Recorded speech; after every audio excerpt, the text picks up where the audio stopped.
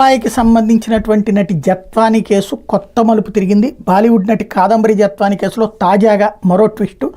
నాటి ప్రభుత్వ పెద్దల ముప్పు కోసం కాదంబరి మీద పోలీసులు మరో తప్పుడు కేసు నమోదు చేసినట్టు కొత్తగా బయటకు వచ్చింది. ఏడాది ఫిబ్రవరి 10వ తేదీ నుంచి 14 వరకు కోర్టు కాదంబరి జత్వాని ఆమె తల్లిదండ్రులు పోలీసు కస్టడీకి అనుమతిచ్చింది.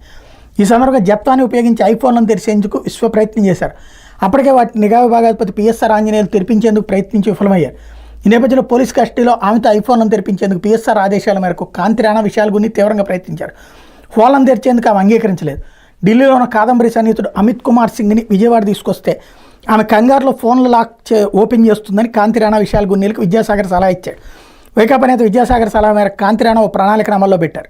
ఇందులో భాగంగా ఫిబ్రవరి 10న పటమట పోలీస్ స్టేషన్ పరిధిలో ఉన్న స్పా సెంటర్ మీద పోలీసులతో దాడి చేయించారు. ఇందులో దొరికిన ఈశాన్య రాష్ట్రానికి చెందిన ఓ మహిళను అరెస్ట్ చేశారు. ఆమెను ఈ కేసులో A1గా చేర్చి కేసు నమోదు చేశారు. A2గా కాదంబరి జత్వానికి సన్నిహితుడైన అమిత్ కుమార్ సింగ్ని చేర్చారు. అతను ఢిల్లీ నుంచి ఇక్కడికి మహిళలను సరఫరా చేస్తున్నారని అభియోగాలు నమోదు చేశారు.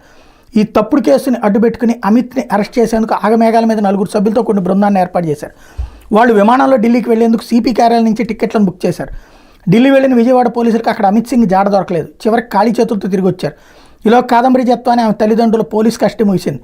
దీంతో ఆమె ఫోన్లను తెరిపించేందుకు చేసిన ప్రయత్నాలు విఫలమైనాయి. అయితే ఈ వార్త రాసిన వాళ్ళు మొన్నేమో తెరిపించారు, అందులోదంతా డేటా ఎరైజ్ చేశారని చెప్పారు. మరి దీనికి దానికి కాంట్రడిక్షన్ ఉంది. అది ఒక ఎత్తు. రెండోది వచ్చేటప్పటికి వీళ్ళు ఎంత దుర్మార్గంగా ప్రవర్తించారు అనడాన్ని ఇక్కడ హైలైట్ చేశారు.